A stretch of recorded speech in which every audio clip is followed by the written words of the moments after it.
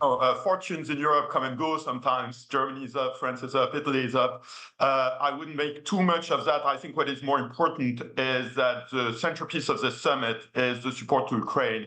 And here we hear a lot of, misinformation, propaganda, some of it coming from Russia, that there is fatigue, that the allies of Ukraine are no longer willing to support it. But actually we see the opposite. We are seeing an increase in the levels of financial support to help Ukraine defend itself.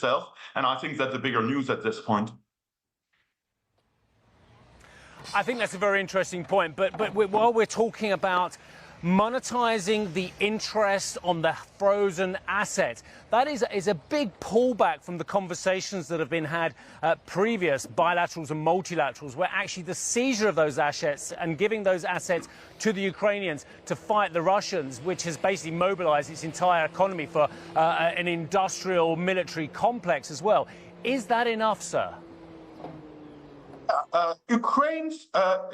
Let's talk about the numbers. Ukraine is a less than $200 billion economy. $200 billion was its GDP before the full-scale invasion in 2022, and unfortunately it has decreased, not increased, since then. So we should keep the orders of magnitude in sight. A $50 billion package, we can call it a loan, an injection of funds, it doesn't matter. A $50 billion new assistance package, which is what is being discussed, is massive for Ukraine, and it covers a lot of needs for a significant amount of time. Not probably until the end of the war, not for the indefinite future, but it is really a massive package of assistance, which comes on top, of course, of the Ukraine facility announced by the EU earlier this year, also $50 billion, and of the American assistance package of $60 billion in military support principally. So we're talking very big numbers for Ukraine and frankly covering the current financial needs. Absolutely. These are huge, huge numbers. The 61 billion from Congress, the 50 billion potentially from this loan as well.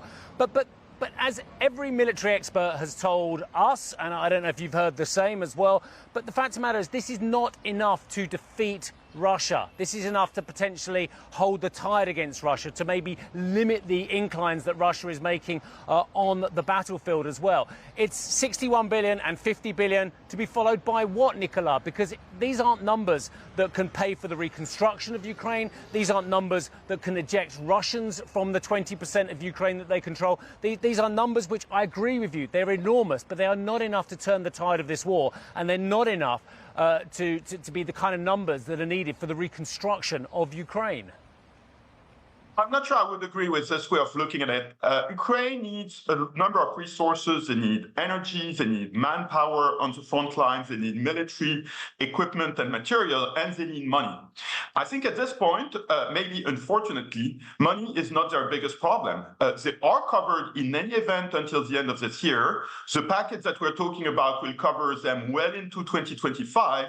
I think the shortages in other areas are actually more of a constraint in Ukraine's defense effort as we can observe it now. And I think you have noted correctly that not everything is rosy in Ukraine news, even so I wouldn't go too far into the pessimistic side.